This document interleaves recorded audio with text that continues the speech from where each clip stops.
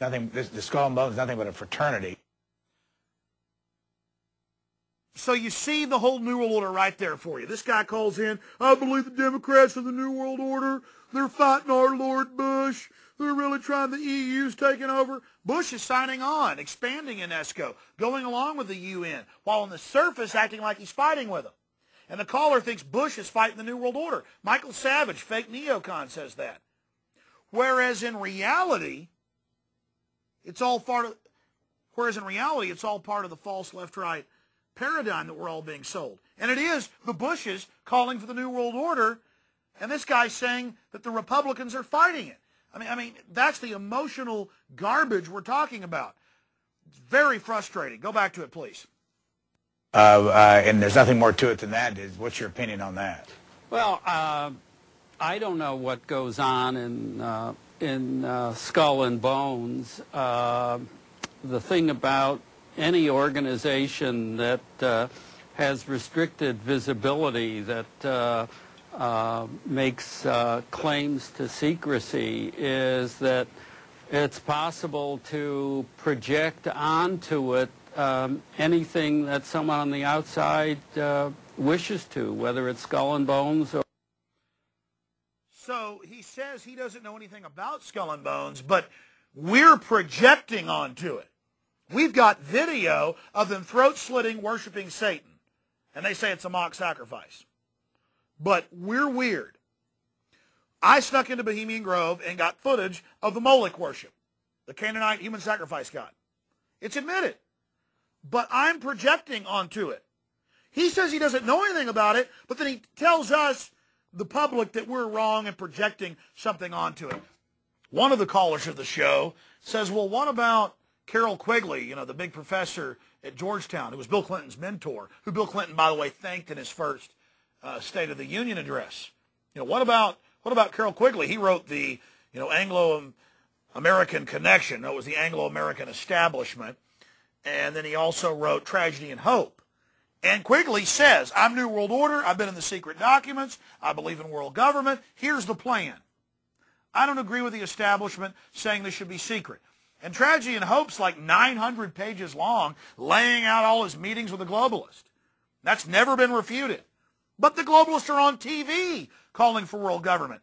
And, of course, the professor just rolls his eyes and, none of it's true, basically. It's incredible. Then a caller calls in and says, Alex Jones, he just does his research. He lives this. You should be researching it. You shouldn't be so ignorant about the facts and then pontificate about what you believe about it. And she talks about how I work tirelessly and how I research this.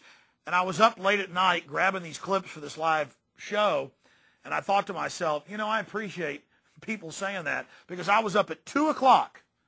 I was up at 2 o'clock in the morning grabbing these clips to play them here live and comment on them. You're next. Thanks for waiting.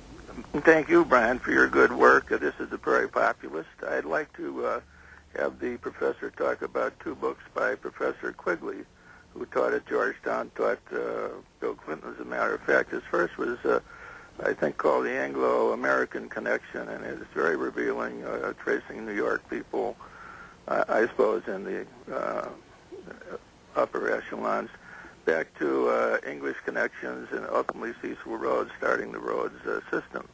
The other I can't is his magisterial history of the United States, in which he admits being privy to this group. He doesn't identify them, saying that they do exist, and he actually is somewhat sympathetic to their views. Now, I can't remember the name of that, but maybe if you'd mention that in the Anglo-American Connection, people could really read up something professional on this. And remember, Freud said there are no accidents. Thanks. Well, there is what might be termed at least a semi-scholarly conspiracy literature. In other words, a conspiracy literature that does pay some attention to the normal canons of proof. On the other hand, the response to it, whether in the form of responses to Carol Quigley or others who write in that genre, has still been a good deal of skepticism. Good morning. Go ahead, please. Hi, Brian. Hi, Mr. Barkin, or Dr. Hi. Barkin. I've just two things I'd like to bring up for you to think over. It seems to me, Mr. Barkin, that it's your job to know about, as much as you can possibly know about Skull and Bones and other, secret societies. If you set yourself up as an expert, I would think that you would, Alex Jones is an expert because he lives every moment of his life is exposing these, people. And Do you believe him, by the way, Hamilton? well, it just resonates. It rings true. But please let me just make this other point. Just because it's a conspiracy theory doesn't mean that it isn't valid. Now look at what 40 years how much information 40 years has brought out about the JFK assassination that was considered a balderdash, in the beginning. It's human nature to look at things, especially if you are extremely intellectual, like Mr. Barkin. Brian, for example, if you could bring somebody on that isn't so left-brained, who is almost just closed-minded completely because of their intellect. Their intellect is so strong that they cannot see that there's truth to this. It might not be completely true, not every detail, but the general idea. Let me give you an example. This morning I was listening to Alex Jones on this show, Coast to Coast AM.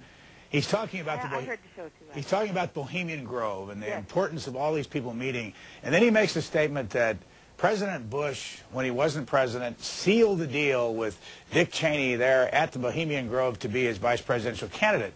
And when I was listening, I said to myself, Vice President Cheney was the head of his committee to find a vice president. Why did they need to go to Bohemian Grove to settle this deal? Okay, Brian, but look at all of the things that we have found out about like Dick Cheney as being the CEO of Halliburton and things like that. Well, we knew that before the election. I mean, that's dishonest. It's not. What's dishonest? It's not up front. Cheney is a very secretive man. Well, you don't know. But you mentioned Halliburton. He hides himself. You mentioned Halliburton. What's secret about that? We knew he had headed Halliburton before the but election. It's a conflict of interest. Nobody will say the word. It is a conflict of interest for him to be in the oil business and be a multi-gazillionaire. All right, thanks. And we're not going to stop. We're covering the facts. We're covering the truth. We're exposing it. And a lot of people are catching on and waking up. And I like a lot of the stuff that Brian Lamb does. I think he's better than a lot of the mainstream media. I've been a supporter of C-SPAN. But he continually talks about me, continually snipes at me for years with other guests that I've never even exposed here on the air. I've never even responded to it. I've tried to get the professor on the radio. I've tried to get Lamb on the radio to talk to him about all this. I've tried to say, hey, have me on your show if you talk about me all the time, and it hasn't happened. So I had to come on here and expose their hit piece. Thanks for joining us. God bless.